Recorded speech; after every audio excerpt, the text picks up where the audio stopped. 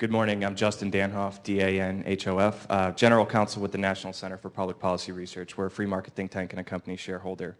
Mr. Frazier, this morning I want to ask you about specialty pharmaceuticals and specifically the political class reaction to their price and availability. The issue was thrust into the national spotlight over the pricing of Gilead Sciences' drug Sovaldi, which the FDA approved last December for the treatment of chronic hepatitis C. A dose of Sovaldi can cost $1,000 per day, as you know, totaling $84,000 over the full 12-week treatment. Well, once the media reported and focused primarily on those prices, in March, Representative Henry Waxman, the ranking member on the U.S. House Energy and Commerce Committee, wrote a public letter to Gilead Sciences' CEO and demanded a justification of the company's pricing, among other inquiries. The day after that letter went public, according to the New York Times, quote, Gilead's stock fell 4.6%, and nervous investors took down the shares of some other big biotechnology companies as well, worried that pressure on drug prices would increase, unquote. And according to an article in the Life Science Leader, Express Scripts, quote, urged its insurance and employer clients to join a coalition to stop prescribing Sovaldi altogether once competitor products hit the market unless Gilead dropped its price. So our concern is that the actions by some in the media and those in Congress could hamper innovation and move the U.S. towards a more government-negotiated European pricing model for pharmaceuticals. Gilead developed a groundbreaking treatment and established a market price, and now the political class is trying to interfere in the marketplace. In conclusion, considering that President Obama backed a dual eligibles rebate plan that you and I discussed last year in his 2013 State of the Union address, and now we have a ranking member of Congress openly attacking a life-saving drug over its pricing, do you think enough is being done in Washington, D.C. to foster an environment for drug innovation here in the United States? And what more would you like to see done to promote specialty pharmaceuticals specifically and drug innovation generally? Thank you.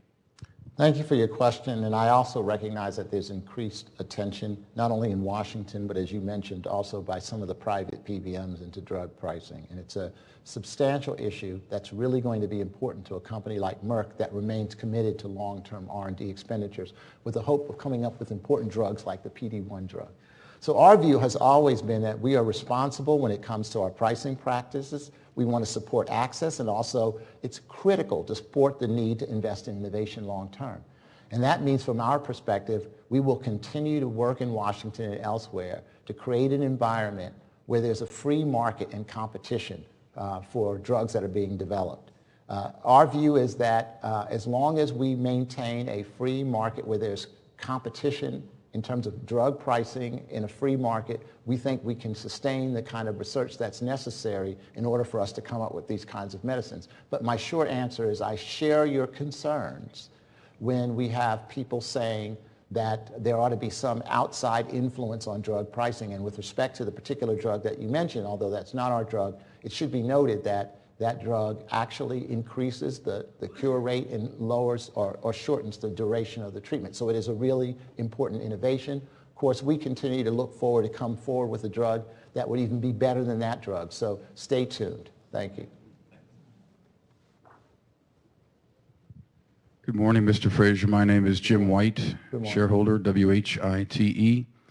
And God bless you for the great research you've done on MK-3475. I think that's spectacular.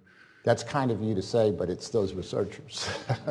Well, it's a great team that you've built, and compliments also to your supply chain team from Willie Deese and Quentin Roach and Bob Purnell. They're real pros and a real pleasure to deal with. Thank you. I've dealt with them through my company, J.J. White. Mm-hmm. The question I've had after your tremendous stewardship of navigating the company through tumultuous times and seeing tremendous financial results last year, the tax liability went up, the pre-tax, and forgive me if this has been addressed in different forums, but I just was trying to find out the nature of the rise that we experienced in 2013 on taxes, because your pre-tax 2013 to 2012 was up 1.4 billion, and that's a tremendous uplift, but then looks like the tax man took a nice slice of that. So thank you very much. God bless you.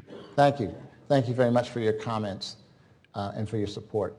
The changes in our tax rate vary based on the mix of products that we have.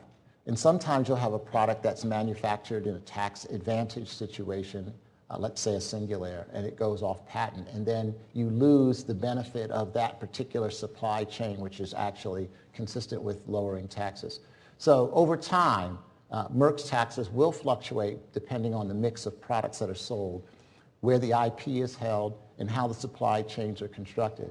I will say that there's been a lot in the newspapers about people seeking to incorporate outside the United States for the purpose of lowering their tax rates. Consistent with the comment that was made over here about the conditions for innovation, I think it's really important as a matter of public policy that we level the playing field for US-based companies like Merck that are competing on a global stage for customers and for technology. It is very hard for us to compete against European and Japanese companies that have, in effect, tax arbitrage when it comes to buying US intellectual property assets. So it wasn't directly your question, but the real issue is that we have to have a system that has more of a globally competitive rate. 35% marginal rate is a very high rate. And also we need to have a tax system that doesn't tax us for revenues that are being generated outside the United States. Thank you. Good morning. This is Dr. Puar, P-U-A-R. I came through Sharing Corporation. I have two very simple questions. One is, a lot of people, shareholders,